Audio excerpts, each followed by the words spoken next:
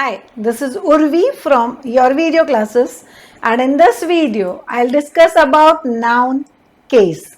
It's a very important topic from the point of view of examination, as for change the voice you need to know noun case very well. The case of a noun tells us about the position of that noun in a sentence. In English, there are 5 cases.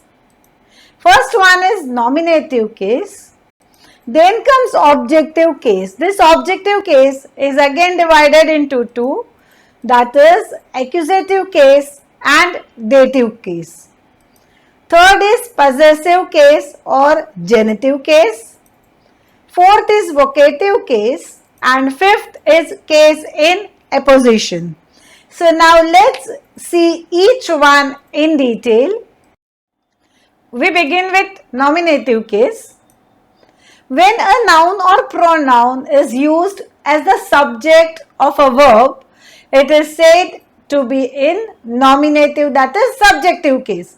That means the subject of the verb, that is the doer of the action. A subject is the doer of the action, you know it very well, is known as a noun or a pronoun in nominative case.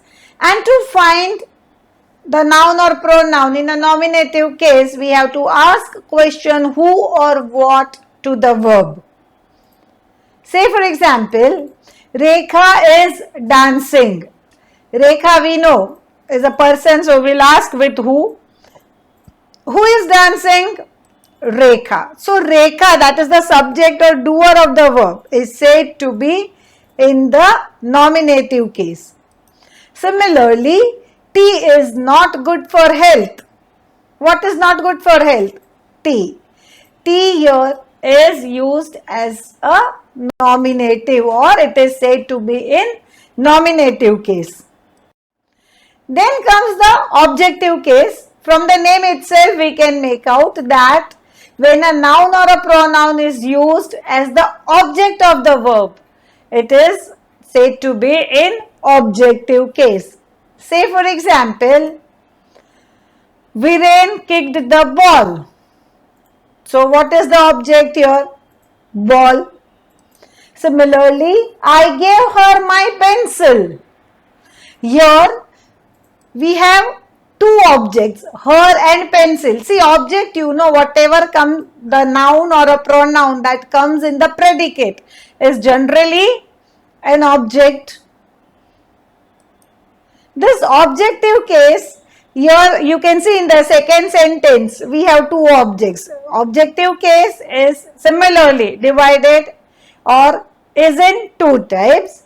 First one is accusative case, and the second one is dative case. Now what is accusative case? A noun is said to be in accusative case if it is the direct object of the verb.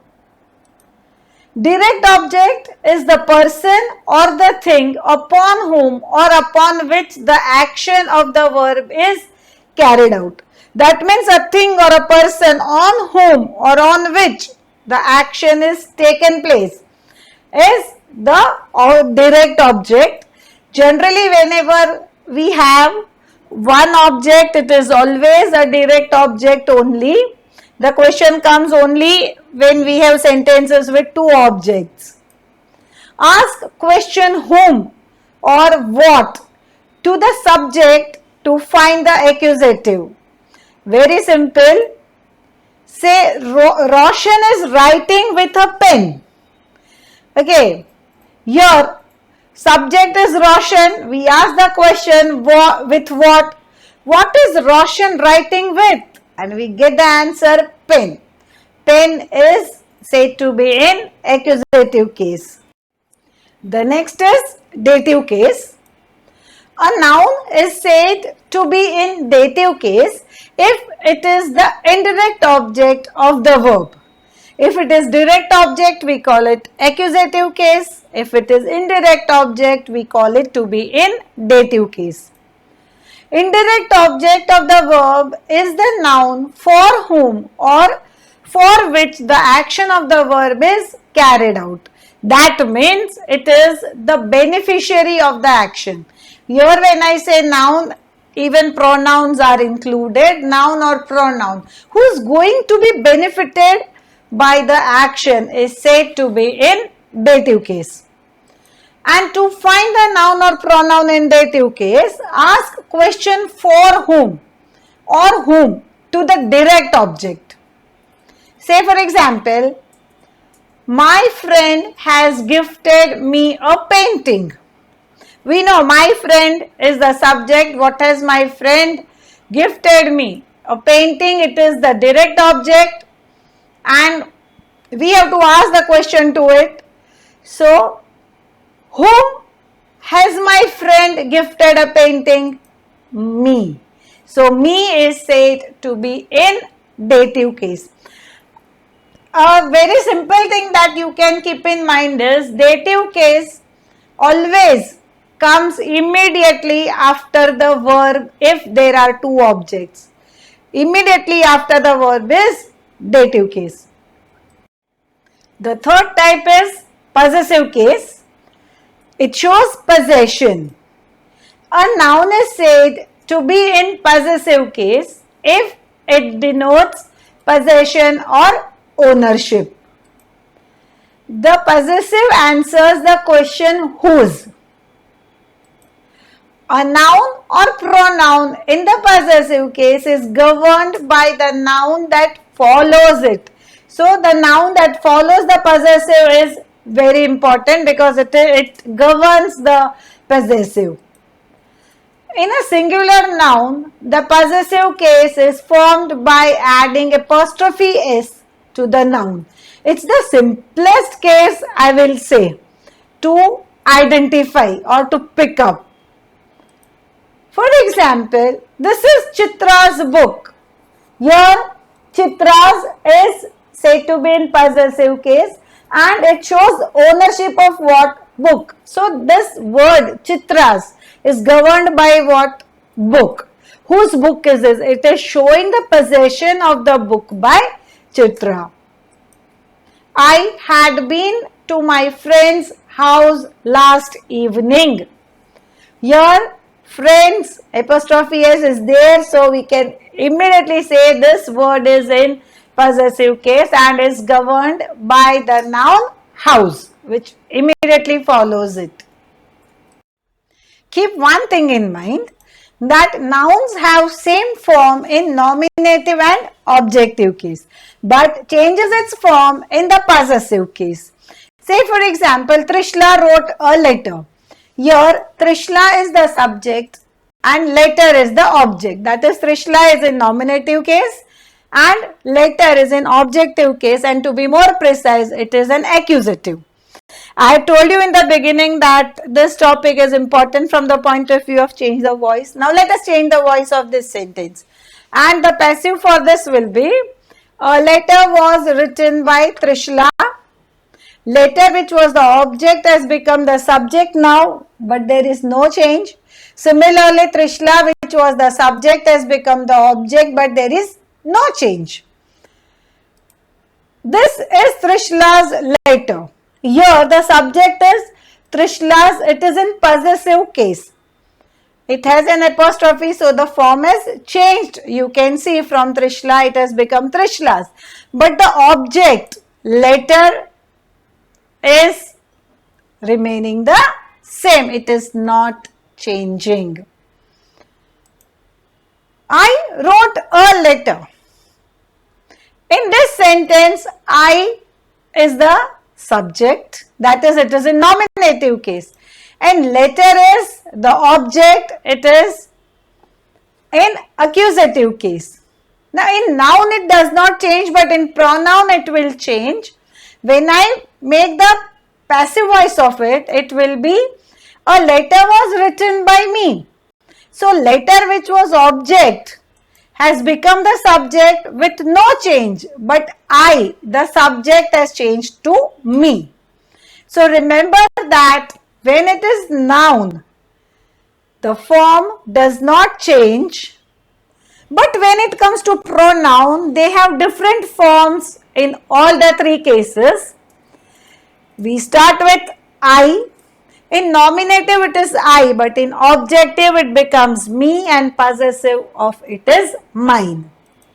We becomes us and ours. You and yours. They in nominative will change to them in objective and theirs in possessive. He will change to him and his. She will become her in objective and hers in possessive. It remains it in objective but becomes its in possessive. Again here you have to keep in mind that they are used as pronouns and not as adjectives. The possessives are sometimes used as adjectives and the form is little bit different, which will be taken care of. Now we come to vocative case. A noun or a pronoun is said to be in vocative case if it is used to call or to get the attention of a person or persons, maybe one person or more than one. Mr. Rakesh, a delegation is waiting for you.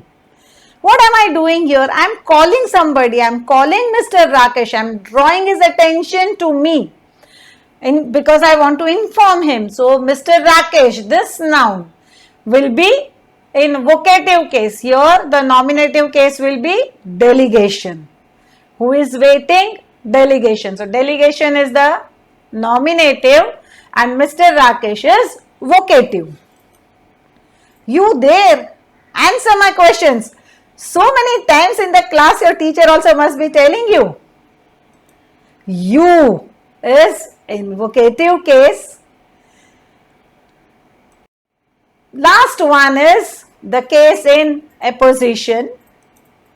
When one noun follows another to describe it, the noun which follows is said to be in apposition to the noun which comes before it.